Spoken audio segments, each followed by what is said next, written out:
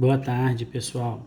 Então aqui, nós vamos testar um pouco essa aula, né, de forma diferente aqui para falar do assunto de combustão, né? Então a gente vai abordar combustíveis e combustão, tá? Mas especificamente na aula de hoje vamos abordar os conteúdos de combustão. E aí a gente fez uma conversa um pouco, né? E a gente sabe que a nossa turma é bem heterogênea. Então a gente vai testar mesclar um pouco das informações, né, desde mais básica até chegando em uma parte mais avançada. Beleza? Vamos nessa então. A parte de combustão, para a gente começar a falar de combustão, nós temos que prestar atenção em 3 fatores, né? Para acontecer uma combustão, eu tenho que ter o comburente, tenho que ter combustíveis e tenho que ter calor, né? O que são esses 3 conjuntos aqui para acontecer a combustão? Combustíveis, né, a gente tem, talvez seja uma parte que está mais no nosso dia a dia. A gente sabe que alguns combustíveis a gente utiliza no nosso próprio carro, como gasolina, álcool, alguns carros usam diesel, outros gás natural, então são tipos de combustíveis. Comburente é a parte relacionada ao oxigênio, né, para acontecer a combustão, e eu preciso ter um calor, né, uma reação inicial para que eu tenha essa combustão. Então esse daqui são os 3 componentes que eu preciso ter para que a combustão aconteça, né? O combustível especificamente ele pode ser gasoso, né? Então alguns exemplos de combustíveis gasosos são gás natural, gás liquefeito. Eu posso ter combustível líquido, né, o óleo diesel, o óleo combustível, o querosene. Eu também posso ter combustível sólido, como carvão mineral, lenha, carvão vegetal.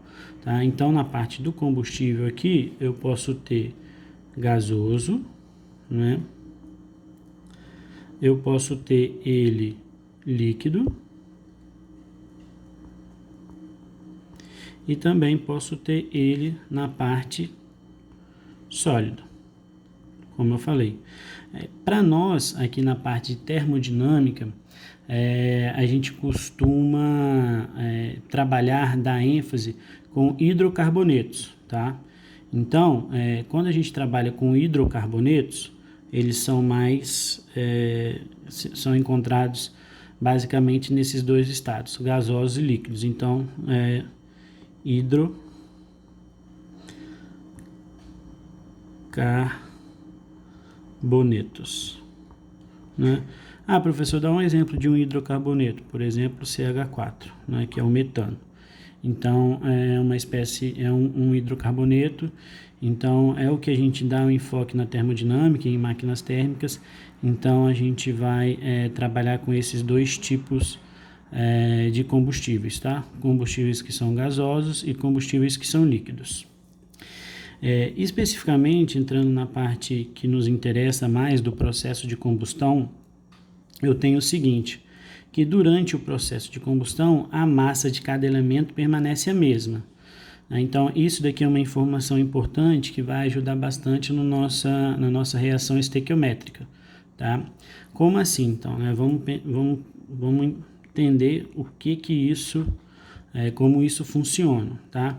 Então, eu tenho aqui uma reação do CH4, né, do metano com oxigênio, tá formando CO2 e água, né? Então a gente observa aqui que eu tenho 1 mol de metano, né, de CH4, mais 2 mols de oxigênio, e isso está gerando 1 mol de CO2 e 2 mols de água. Aí a gente observa o seguinte, para começo de conversa, né? Esse número de mols que está presente, não necessariamente ele precisa ser igual dos 2 lados, tá?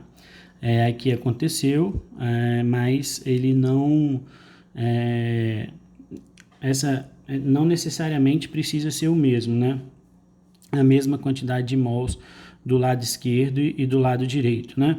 Aí aqui na reação é importante a gente começar a trabalhar com alguns nomes, né? Essa parte aqui da esquerda, toda essa parte esquerda da reação, né, faz parte dos reagentes. reagentes. Já da parte direita aqui, ela faz parte dos produtos, tá? Beleza. Só que o que acontece? Como eu vinha falando, não necessariamente o lado esquerdo, em questão de número de mols, né, tem que ser igual ao do lado direito. Mas, né, aqui está enfatizando, né, o número de mols pode ser diferente do lado esquerdo e do lado direito, dos reagentes dos produtos, mas, porém, né, contudo, todavia, entretanto, a massa não pode ser diferente. O que isso quer dizer, né? Se a gente pensar aqui, ó, nesse processo de combustão, no processo que está acontecendo aqui de oxidação do CH4,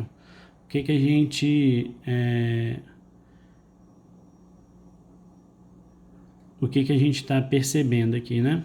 A gente está percebendo o seguinte, que eu disse, né, que a gente enfatizou aqui, que a massa não pode ser diferente, né? Se a massa não pode ser diferente, eu tenho aqui o seguinte, ó, qual que é a massa do CH4? Né? A massa do CH4 é 12 do carbono e 4 do hidrogênio, né? Então, eu tenho aqui, ó, como é um mol só, eu tenho 16 quilos, né, de CH4. Beleza. Mas, né, eu tenho aqui do O2 é 16, a massa do O. Como tem 2 Os, 32 vezes 2 mols, 64. Então, eu tenho aqui, ó, 64 quilos de O2. Beleza. Então, aqui a quantidade de massa que eu tenho desse lado aqui, qual é? 70, 80 quilos. 80 quilos, correto? A quantidade de O2 mais a quantidade de CH4. Isso vai sofrer um processo aqui de combustão, né? E esse processo de combustão vai me gerar aqui, ó, a gente viu que gera nessa parte aqui, ó, de CO2, gera 1 mol de CO2. Novamente aqui, ó, o O tem 16, 16 vezes 2, 32. Né? 32 mais 12 é igual a 44. Não é isso? 16 vezes 2, 32, mais 12, 44. Como é 1 mol, eu tenho aqui 44 quilos de CO2. Mas eu tenho 2 mols de H2O. Quanto que é a massa do H2O? O aqui é 16, né? 16 aqui mais 2 dá 18, né? 18 vezes 2, 36. 36 quilos de H2O. Então, se eu observar aqui também, eu vou ter o quê? 80 quilos, tá? E isso daqui é que a gente tem que considerar. Sempre a massa dos reagentes tem que ser igual à massa dos produtos, diferente de número de mols, tá? Tudo isso serve para o processo de combustão.